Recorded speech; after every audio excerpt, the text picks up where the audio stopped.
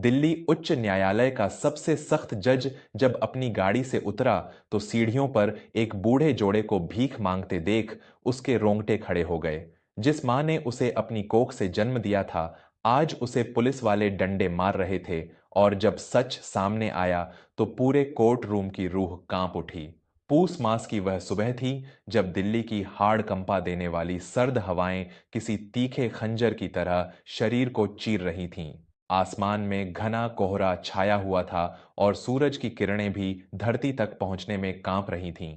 दिल्ली उच्च न्यायालय के भव्य और विशाल प्रांगण में एक के बाद एक लाल बत्ती वाली गाड़ियां प्रवेश कर रही थीं। सुरक्षाकर्मी मुस्तैदी से खड़े होकर सलामी दे रहे थे। तभी काले रंग की एक बेहद शानदार सरकारी गाड़ी मुख्य द्वार के ठीक सामने आकर रुकी। गाड़ी का दरवाजा खुला और उसमें से काले कोट और सफेद टाई पहने एक रोबदार नौजवान बाहर निकला। यह कोई और नहीं बल्कि दिल्ली उच्च न्यायालय के नवनियुक्त और सबसे सख्त न्यायाधीश राघवेंद्र प्रताप सिंह थे। राघवेंद्र की उम्र महज 35 वर्ष थी, लेकिन उनकी बुद्धिमत्ता और न्याय के प्रति उनकी कठोरता की मिसालें पूरे देश में दी जाती थीं। राघवेंद्र अपनी फाइलें हाथ में लिए अदालत की सीढ़ियों की तरफ बढ़ ही रहे थे कि अचानक उनकी नजर सीढ़ियों के किनारे चल रहे एक हंगामे पर पड़ी। वहां न्यायालय का एक सिपाही हाथ में डंडा लिए एक बूढ़े और जर्जर जोड़े को निर्दयता से धक्के मार रहा था। वे दोनों वृद्ध इंसान कड़ाके की उस ठंड में मात्र कुछ फटे पुराने चिथड़ों में लिपटे हुए थे। बूढ़े आदमी की छाती से भयानक खांसी उठ रही थी, जैसे उनके प्राण बस निकलने ही वाले हों। और वह बूढ़ी औरत अपने कांपते हाथों से उस सिपाही के पैरों में गिरकर गिड़गिड़ा रही थी। बाबूजी, हम कोई चोर उचक्के नहीं हैं। मेरे पति की सांसें उखड़ रही हैं। 2 दिन से अन्न का एक दाना नहीं खाया है। बस कुछ देर इस दीवार के सहारे धूप सेंक लेने दीजिए, फिर हम चले जाएंगे। लेकिन उस पत्थर दिल सिपाही पर कोई असर नहीं हो रहा था। हटो यहां से, यह भीख मांगने का अड्डा नहीं है, दिल्ली का उच्च न्यायालय है। अभी बड़े जज साहब आ रहे हैं, अगर उनकी नजर तुम भिखारियों पर पड़ गई तो मेरी नौकरी चली जाएगी। सिपाही ने इतना कहकर अपना डंडा हवा में उठाया और उस बूढ़े आदमी पर प्रहार करने ही वाला था। तभी पीछे से एक गगनभेदी और कठोर आवाज गूंजी जिसने पूरे प्रांगण में सन्नाटा ला दिया। रुक जाओ! सिपाही के हाथ हवा में ही जम गए। उसने पीछे मुड़कर देखा तो न्यायाधीश राघवेंद्र प्रताप सिंह क्रोध से लाल चेहरे के साथ वहां खड़े थे। सिपाही कांपने लगा और उसने डंडा नीचे कर लिया। क्षमा करें हुजूर, ये भिखारी कोर्ट के दरवाजे पर गंदगी फैला रहे थे, इसलिए मैं इन्हें। राघवेंद्र ने सिपाही को बीच में ही रोक दिया। उनकी आंखों में इंसानियत के प्रति गहरा दुख था। गंदगी इन असहाय वृद्धों के कपड़ों में नहीं, तुम्हारी मानसिकता में है सिपाही। जो इंसान बुढ़ापे का सम्मान नहीं कर सकता, वह न्याय के मंदिर की रक्षा क्या करेगा? राघवेंद्र धीरे धीरे कदमों से उस वृद्ध जोड़े की तरफ बढ़े। उनका उद्देश्य केवल उन गरीबों को आर्थिक मदद देना था। उन्होंने अपनी जेब से बटुआ निकाला और कुछ बड़े नोट हाथ में लिए। जैसे ही राघवेंद्र उस बूढ़ी औरत के करीब पहुंचे और उन्हें पैसे देने के लिए नीचे झुके, उनका शरीर अचानक किसी बुत की तरह जम गया। उनके हाथों से वो नोट छूटकर सर्द हवा में उड़ गए और न्याय की वह भारी फाइल छन्न से जमीन पर गिर पड़ी। उस बूढ़ी औरत ने जब राघवेंद्र को दुआएं देने के लिए अपने चेहरे से वह मैला और फटा हुआ पल्लू हटाया तो राघवेंद्र के पैरों तले से जमीन खिसक गई। उसका दिमाग सुन्न पड़ गया और सांसें हलक में अटक गईं। उस बूढ़ी औरत की दाईं आंख के ठीक नीचे जलने का एक बहुत पुराना और गहरा निशान था। यह कोई साधारण निशान नहीं था। यह निशान तब बना था जब 25 साल पहले एक गरीब मां ने अपने भूखे बेटे को रोटी खिलाने के लिए जलते हुए तवे से नंगे हाथों रोटियां उतारी थीं। वह बेटा कोई और नहीं, स्वयं राघवेंद्र था। राघवेंद्र की आंखों से आंसुओं का एक भयानक सैलाब फूट पड़ा। जिन आंखों से बड़े बड़े अपराधी खौफ खाते थे, आज उन आंखों में समंदर उमड़ आया था। वह अपनी सारी मर्यादा, अपना सारा रुतबा भूलकर उस धूल भरी जमीन पर घुटनों के बल गिर पड़ा। मां! राघवेंद्र के गले से निकली वह चीख इतनी हृदय विदारक थी कि वहां खड़े हर इंसान का कलेजा फट गया। उस वृद्धा ने अपने धुंधले और मोतियाबिंद से ग्रस्त नेत्रों से उस न्यायाधीश को देखा। उसकी कांपती हुई उंगलियों ने राघवेंद्र के चेहरे को छुआ और उस स्पर्श में सदियों की ममता छलक उठी। मेरा रघु, मेरा छोटा लाल रघु! राघवेंद्र फूट फूट कर रोने लगा। वह अपनी जन्म देने वाली मां और मृत्यु शैया पर पड़े अपने पिता के चरणों में गिर पड़ा। उसने उन क्षत विक्षत पैरों को अपने सीने से लगा लिया, जिनसे रिसता हुआ खून उस न्याय के मंदिर की सीढ़ियों को लाल कर रहा था। ये क्या हाल बना लिया है मां? पिताजी की ये हालत कैसे हो गई? तुम लोग यहाँ इस भयंकर ठंड में भीख क्यों मांग रहे हो? राघवेंद्र का हर एक सवाल उसके खुद के सीने को छलनी कर रहा था। और मां, बड़े भैया ने तो मुझे 2 साल पहले ही बता दिया था कि तीर्थ यात्रा के दौरान एक भीषण बस दुर्घटना में तुम दोनों का स्वर्गवास हो गया है। उन्होंने मुझे वीडियो कॉल पर तुम्हारा अंतिम संस्कार भी दिखाया था। मां, यह सुनकर सुमित्रा देवी के सूखे नेत्रों से आंसुओं की अविरल धारा बहने लगी। उनके बीमार पति रामकांत जी ने अपने बेटे का माथा चूमा और एक ऐसा खौफनाक सच बताया जिसने राघवेंद्र की रूह को कंपा कर रख दिया। मेरे लाल, तेरे इस देश से जाते ही तेरे बड़े भाई विक्रम और उसकी क्रूर पत्नी सरिता ने अपने असली रंग दिखा दिए। रामकांत जी खांसते हुए और सुबकते हुए बोले, तुझे विदेश में कानून की उच्च शिक्षा दिलाने के लिए हमने अपने पुश्तैनी खेत बेच दिए थे। जो कुछ भी बचा था वह विक्रम ने धोखे से अपने नाम करवा लिया। राघवेंद्र का शरीर क्रोध और वेदना से कांपने लगा था। उन्होंने हमसे कहा कि अब हम उनके आलीशान घर के लिए एक कलंक हैं। सरिता हमें दिन रात ताने मारती, जानवरों की तरह घर का सारा काम करवाती और 2 वक्त की सूखी रोटी के लिए भी तरसाती थी। जब तूने लंदन से फोन किया तो वे हमें काल कोठरी में बंद कर देते थे और कहते थे कि माँ बाप सो रहे हैं। सुमित्रा देवी ने अपने फटे हुए पल्लू से आंसू पोंछे। एक दिन तेरे पिताजी को भयंकर दमा का दौरा पड़ा। मैं विक्रम के पैरों में गिरी कि इन्हें अस्पताल ले चलो, लेकिन उस पाषाण हृदय बेटे ने आधी रात को हम दोनों को एक गाड़ी में डाला और दिल्ली के इस अनजान शहर में एक कचरे के ढेर पर फेंक कर चला गया। राघवेंद्र के कानों में पिघला हुआ सीसा डाला जा रहा था। उसका अपना खून इतना नीच कैसे हो सकता है? और वो अंतिम संस्कार की बात मां, वो अस्थियां किसकी थीं? वह सब एक भयानक साजिश थी मेरे बच्चे। रामकांत जी ने दर्द से कराहते हुए कहा, तेरे पिता के नाम पर गांव में जो आखिरी पुश्तैनी हवेली बची थी, विक्रम उसे किसी बड़े उद्योगपति को करोड़ों में बेचना चाहता था।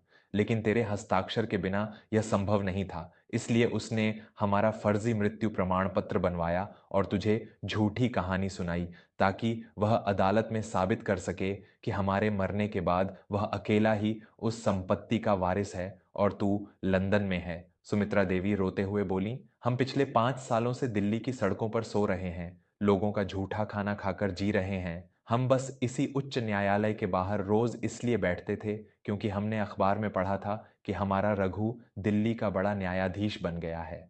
हमें आस थी कि मरते दम तक शायद एक बार हम अपने लाल का चेहरा देख पाएंगे।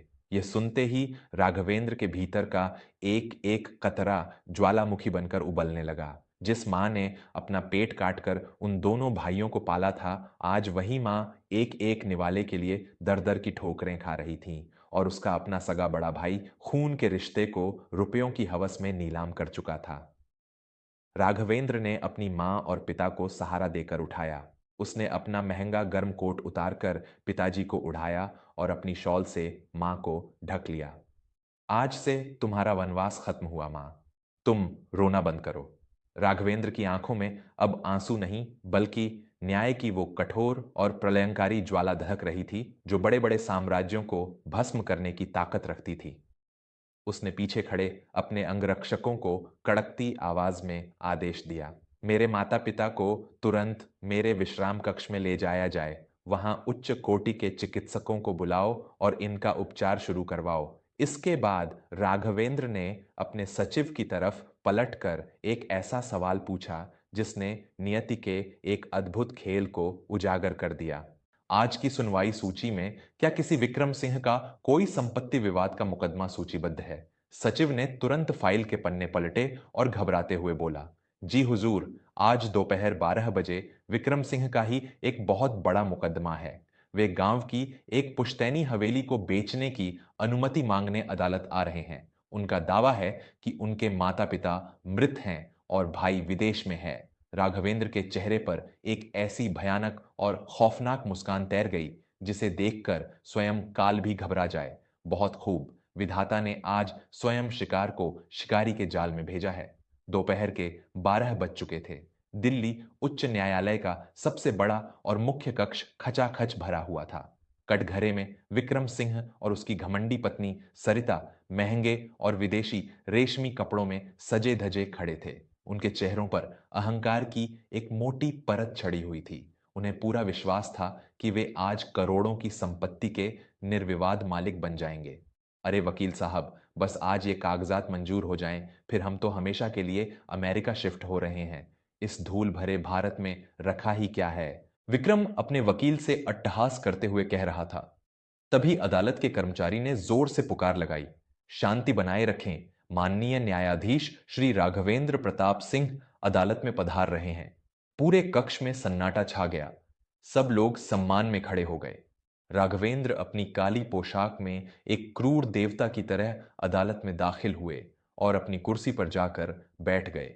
विक्रम और सरिता की नजरें जैसे ही न्यायाधीश के चेहरे पर पड़ीं, उनके पैरों के नीचे से पूरा पाताल खिसक गया। उनके हाथों से फाइलें गिर पड़ीं और चेहरों का रंग ऐसे उड़ गया जैसे किसी ने उनके शरीर का सारा खून चूस लिया हो। र रघु, तू तू यहां का जज है? विक्रम की जुबान तालू से चिपक गई थी। वह हकलाने लगा। सरिता का सारा घमंड एक पल में मिट्टी में मिल गया। उसे लगा जैसे उसने कोई साक्षात भूत देख लिया हो। राघवेंद्र ने अपनी मेज पर रखा लकड़ी का हथौड़ा इतनी जोर से पटका कि उसकी आवाज से पूरे कक्ष की दीवारें थर्रा उठीं। इस अदालत में मैं तुम्हारा भाई नहीं, बल्कि न्याय का वो रक्षक हूं जो आज तुम्हारे हर पाप का हिसाब करेगा। राघवेंद्र की गगनभेदी गर्जना सुनकर विक्रम के घुटने कांपने लगे। रघु, मेरे भाई देख, ये सब कोई गलतफहमी है। ये हवेली बिकने दे, मैं आधा पैसा तेरे ही खाते में डालने वाला था। तू ऐसा कर, अभी के अभी 20 करोड़ रुपए ले ले, लेकिन यह आदेश मेरे पक्ष में कर दे। विक्रम ने बेशर्मी से भरी वो नीच बात कही जिसने राघवेंद्र के क्रोध को 7वें आसमान पर पहुंचा दिया। 20 करोड़? तू अपनी औकात की बात कर रहा है विक्रम? तू उस संपत्ति को अपना बता रहा है? तो फिर जन्म देने वाले वो भगवान आज सुबह सड़क पर भीख क्यों मांग रहे थे? ये वाक्य सुनते ही विक्रम और सरिता की सांसें रुक गईं।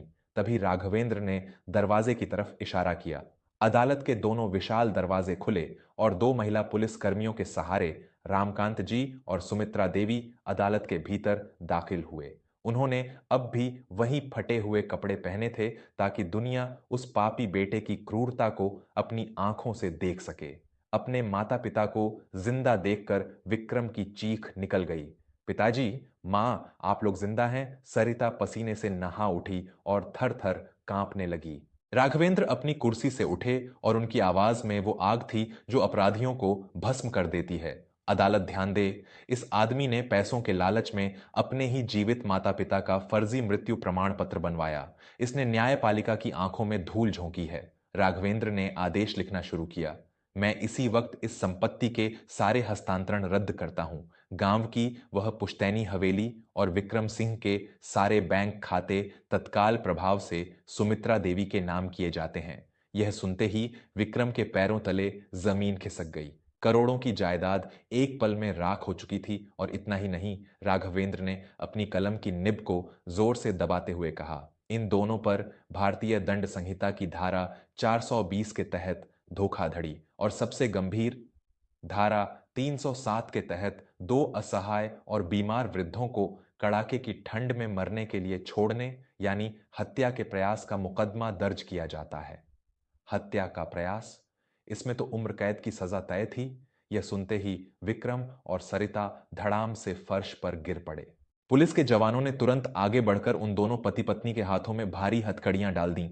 वे चीखने लगे, गिड़गिड़ाने लगे। विक्रम रेंगता हुआ कटघरे से बाहर आया और राघवेंद्र के पैरों की तरफ बढ़ा। रघु, मुझे माफ कर दे मेरे भाई, मैं लालच में अंधा हो गया था। मुझे कारागार मत भेज, वहां चक्की पीसते पीसते मैं मर जाऊंगा। मुझ पर रहम कर। सरिता भी अपने महंगे आभूषण नोचती हुई सुमित्रा देवी के पैरों पर सिर पटकने लगी। मांझी, हमें क्षमा कर दीजिए, हम आपके पैरों की धूल हैं, अपने इस कलयुगी बेटे को बचा लीजिए। लेकिन सुमित्रा देवी ने अपने पैर पीछे खींच लिए। उनके चेहरे पर अब कोई ममता नहीं, बल्कि एक कठोर न्याय का भाव था। रहम? सुमित्रा देवी की आवाज पूरे कक्ष में गूंज उठी। क्या तूने तब रहम किया था जब तेरे बीमार पिता सांस लेने के लिए तड़प रहे थे और तूने हमें कचरे में फेंक दिया था?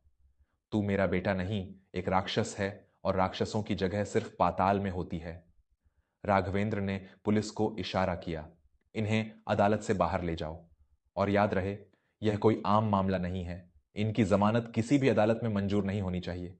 इनकी पूरी जिंदगी काल कोठरी के अंधेरे में सड़ते हुए बीतेगी। पुलिस उन्हें कॉलर से पकड़कर घसीटते हुए बाहर ले जा रही थी। वे दोनों दहाड़े मारकर रो रहे थे। पूरे समाज के सामने उनकी इज्जत मिट्टी में मिल रही थी। उनका सारा घमंड, सारी रईसी उसी अदालत की चौखट पर चकनाचूर हो चुकी थी। अदालत की कार्यवाही समाप्त होने के बाद राघवेंद्र ने अपना काला कोट उतारा। वह दौड़कर अपने माता पिता के पास गया और उनके चरणों में अपना सिर रख दिया। मुझे क्षमा कर दो मां, मेरे होते हुए तुम्हें इतना कष्ट सहना पड़ा। रामकांत जी ने अपने बेटे को सीने से लगा लिया।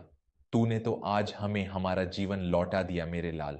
तूने साबित कर दिया कि असली न्याय सिर्फ अदालत में नहीं, इंसानियत में होता है। राघवेंद्र अपनी कांपती हुई मां को और अपने बीमार पिता को सहारा देते हुए अपनी लाल बत्ती वाली गाड़ी की तरफ ले गए। कर्मों का तराजू जब अपना हिसाब करता है तो बड़े बड़े पापी अपने ही खोदे हुए गड्ढे में दफन हो जाते हैं। भगवान के घर देर जरूर है, लेकिन अंधेर बिल्कुल नहीं।